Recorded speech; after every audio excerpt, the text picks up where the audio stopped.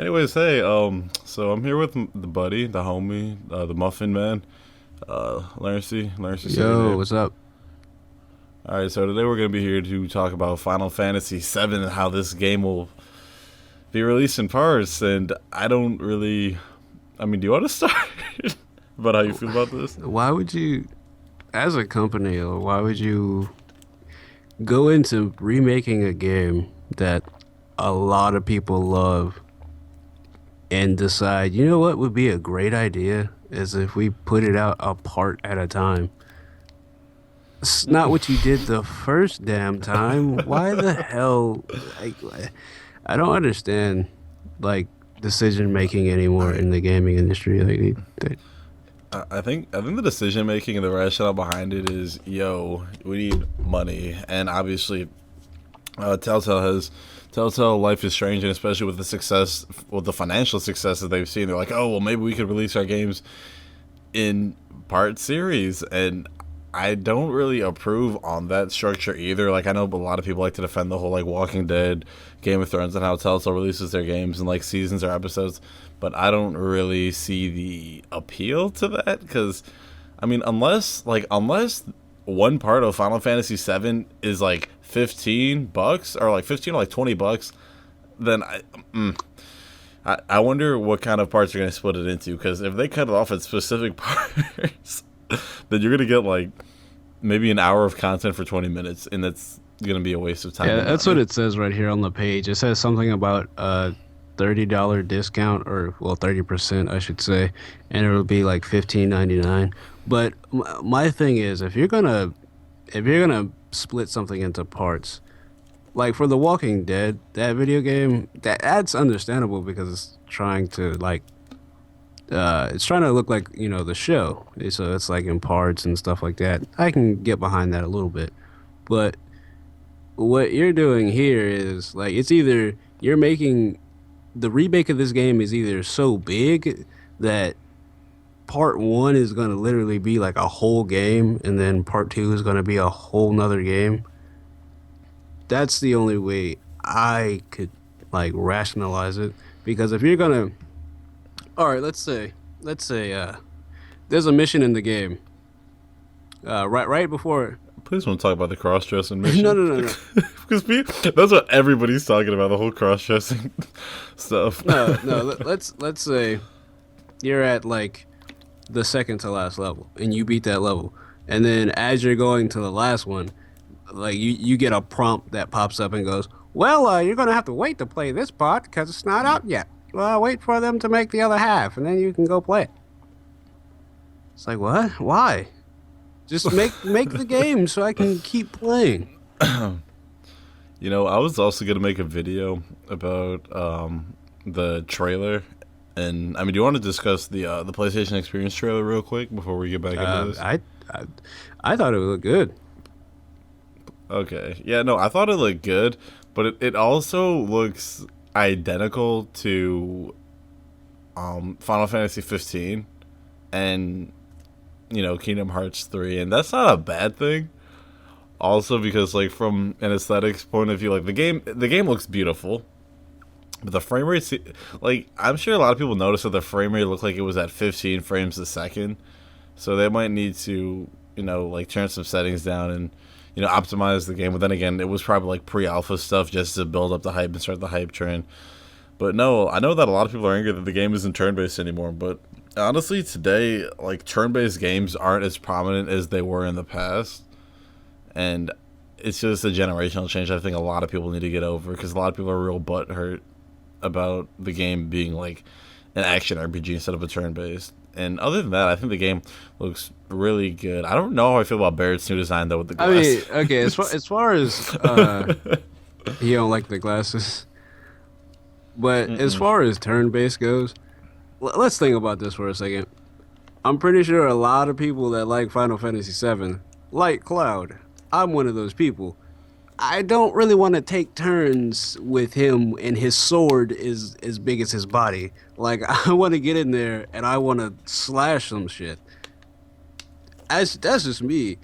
Turn based, I don't have a problem with it. If it was still turn based, I'd be like, that's cool too. But for the character that you're going to be playing as, it's It feels so much yes. better as a hack and slash. Who doesn't want to be Cloud when you his sword is as big as his body and he's just swinging it around. Like, come on, man.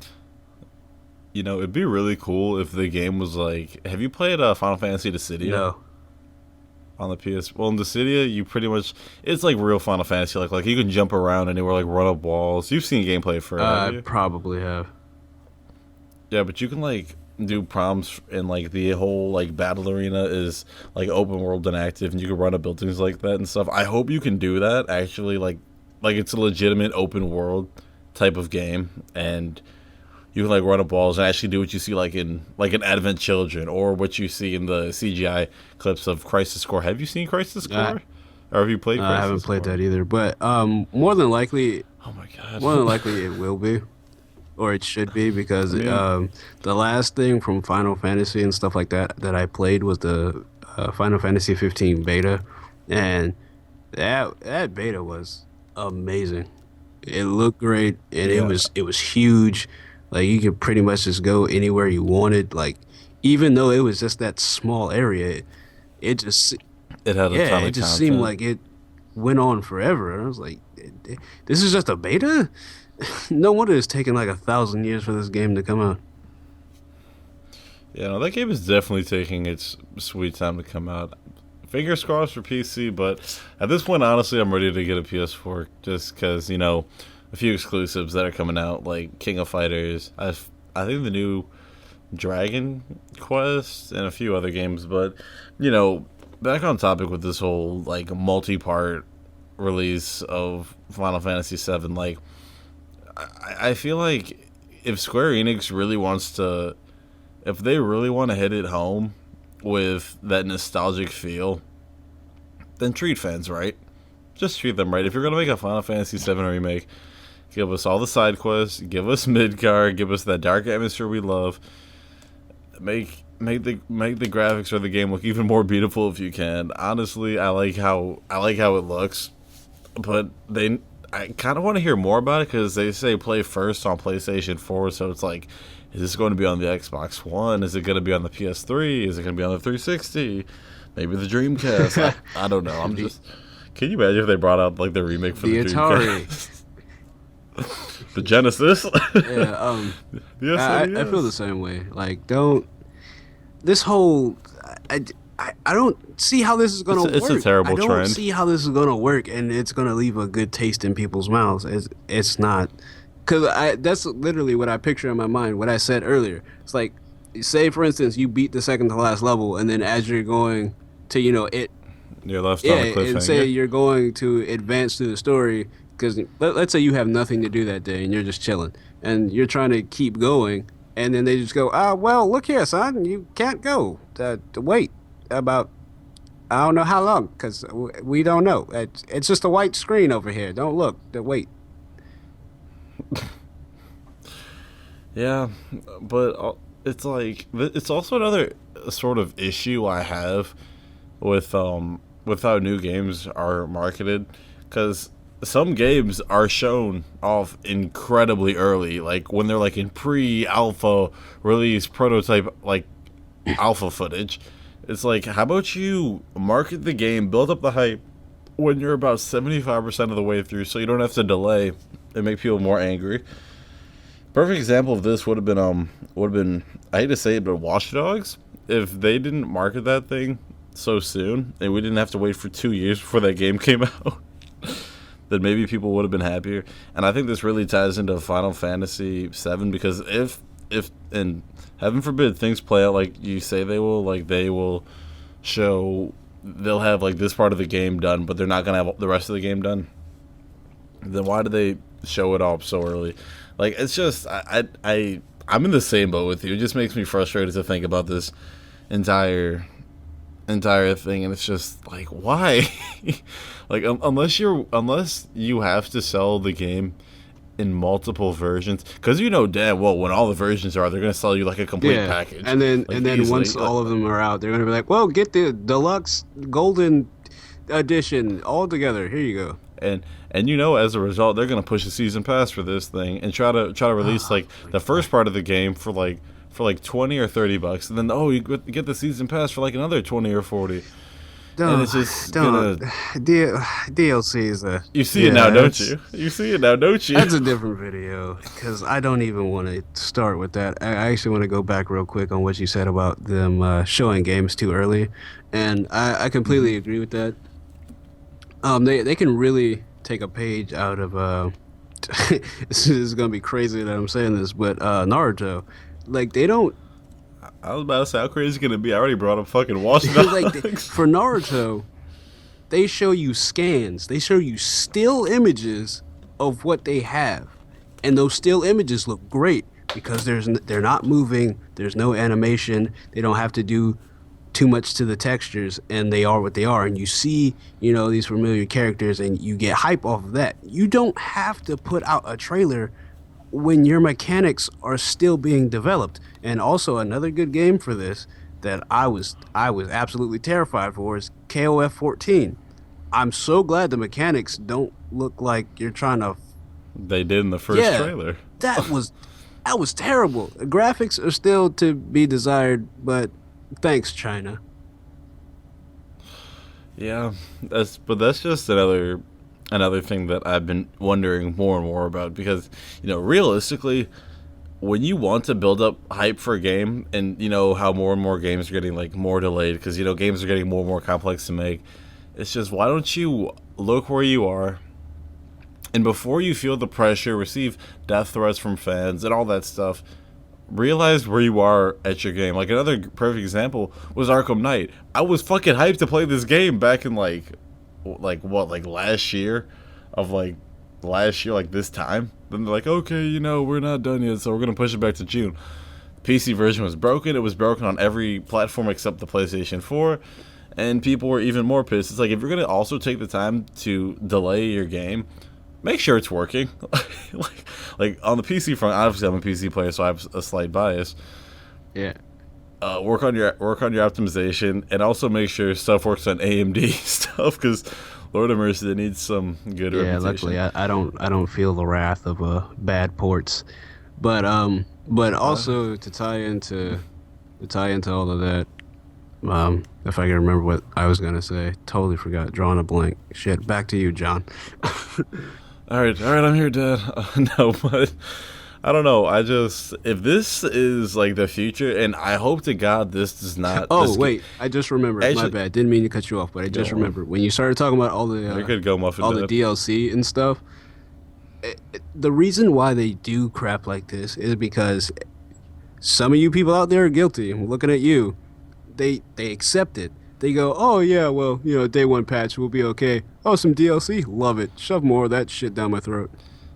And that's why they sit there and they were like, well, if we crank out this and it's messed up, they'll be fine. We'll give them a day one patch, or a patch like a month or two down the road, and then if they want more stuff, to make them pay for it.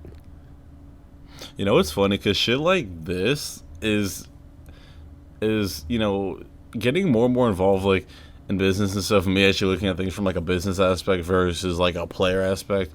And before I like go into like the whole like business economics or like a little bit of that, like we were talking about like a few weeks ago, like how I quote unquote hated casuals, like because of casuals and people that really do not give that much of a shit about the industry, but they're also keeping the industry alive because that's where the main sales are. Casuals are the people that adopted the season pass. They go into these microtransactions, and when these ways of getting money, these new mechanics were introduced to the gaming industry, it was all a bunch of, now I'm going to bring it kind of into the business side, it was all a bunch of research and marketing and a new generation of gaming data, dare I say. And, people accepted it. And, Halo 5 has made over $1 million off of microtransactions. Oh, my God. Mobile games have made enough money off microtransactions. And as a result, we're seeing them more and more in-game. Now, you don't have to buy them. But whenever you have a pay-to-win game, then you're kind of pressured into buying them. But long story short, after so many years of buying into this stuff, I hate to say it, but it seems like it's part of the industry now. And It's really annoying. And it's made its way into classic hearts. And people that are really looking forward to the Final Fantasy VII Remake when they realize that this game will be coming out in parts, they're gonna shit the bed because this is bullshit, especially from '97. I was like, what is this nonsense? I got one more thing. For everyone out there who sees this, go back and play a game post like online stuff, and notice that. Take for instance, like there's a certain item or something that's really useful, or you really need it to get past something in the game, and just imagine if you had to pay for that. Imagine that item being DLC. Imagine trying to get through the game without it, and that's Bro, pretty much imagine. all DLC. Bro, have you ever played Outlast? Outlast. You know the game like where you go to like a mental asylum? Oh yeah, it's a yeah, horror yeah. game, and you Yeah, go there and you yeah, have I a played it. flashlight and a camera. Imagine playing Outlast, except there are 10 total batteries in that entire game, and if you want any more batteries, you have to pay for them. That's a better example. Yeah, yeah. That's like, imagine there being like, imagine you needed like 10 or 15 and the game only give you 5. It's like, well, if you want to continue and if you couldn't make it through when you know, when you're using your lights efficiently, you could buy this pack for like Exactly. $5. And we give you like another 20 batteries. Hope those don't run out I'll give quick. you another. Yep. And you know, everybody look forward to the Final Fantasy VII Remake Season my Pass. God. Just- Look forward to microtransactions to get better Just Mako stones. don't do this to my childhood, man. Bro, it's No, already come happened. on, don't. Man, it's Cloud, man. Don't do this. Welcome to the 2015 2016 gaming industry, featuring microtransactions, day one patches, no content, and best of all, nothing in your games. Anyway, I'm so sick of this industry now. I just go play a game from 2004 and compare the content to a 2015 game. Good example: Battlefront 2 to Battlefront, the reboot. Yo, Harada, by any wild chance you see this, keep doing what you're doing. You're one of the few. Base You're one of the Dorada. few that keep it real, keep the gaming industry what it needs to be. Don't lose that based. passion. Lord have fucking mercy. May God help us all, right? Anyways, do you have anything else you want to say on this depressing topic? That's all I have, man. Alright, well, if you want to go check out this dude who posts just a ton of content, he does Naruto, Tekken. Man, you can talk for yourself. I post anything you want to see. I try to get my hands on any game that I can. If I find it interesting or something unique about the game, I'll upload it. He makes a lot of entertaining stuff. I'd recommend you guys go over there. I don't really upload anymore. As you guys know, I'm quitting YouTube after this video. You know, I'm just... You know, that's it. You know, I've been fun. Signing off of life. You know, this is it, guys. I hope you enjoyed my 3 years on YouTube. I might be back. You never know. Everybody can unsubscribe. It's all cool. No, but anyways, guys, I'm probably gonna be live streaming after this or whenever I upload this. You know what? Just follow me and you'll know. Anyways, that's about it. You should check it out. Make sure to check out this guy. Anything else? Nah, man. Lhurntsy's out. All right, fuck this commentary.